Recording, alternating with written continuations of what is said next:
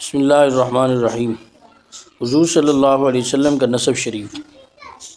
نبی کریم صلی اللہ علیہ وسلم کا نسب مطہر تمام دنیا سے زیادہ شریف اور پاک ہے۔ دلائل ابو نعیم میں مرفوعاً روایت ہے، جبریل علیہ السلام فرماتے ہیں کہ میں دنیا کے مشرق و مغرب میں پھرا مگر بنی ہاشم سے افضل کوئی خاندان نہیں دیکھا، اور یہ وہ بات ہے کہ تمام کفار مکہ اور آپ کے دشمن بھی اس سے انکار نہ کر سکے۔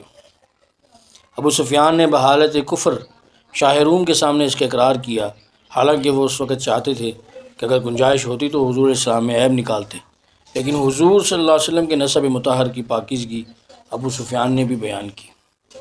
آپ صلی اللہ علیہ وسلم کا نسب شریف والد ماجد کی طرف سے یہ ہے: محمد بن عبداللہ بن عبد المطلب بن ہاشم بن عبد مناف بن قصی بن کلاب بن مرہ بن کعب بن لؤی بن غالب بن فہر بن مالک بن نضر بن کنانہ بن خزیمہ بن مدرکہ بن الیاس بن مضر بن نزار بن معد بن عدنان۔ یہاں تک سلسلہ نسب اجماع امت سے ثابت ہے، اور یہاں سے آدم علیہ السلام تک اختلاف ہے، لہٰذا اس کو ترک کر دینا چاہیے۔ اور والدہ ماجدہ کی طرف سے آپ کا نسب یہ ہے: محمد بن آمنہ بنت وہب بن عبد مناف بن زہرہ بن کلاب۔ اس سے معلوم ہوا، بن کلاب سے معلوم ہوا کہ کلاب بن مرہ میں آپ کا نسب نامہ جمع ہو جاتا ہے۔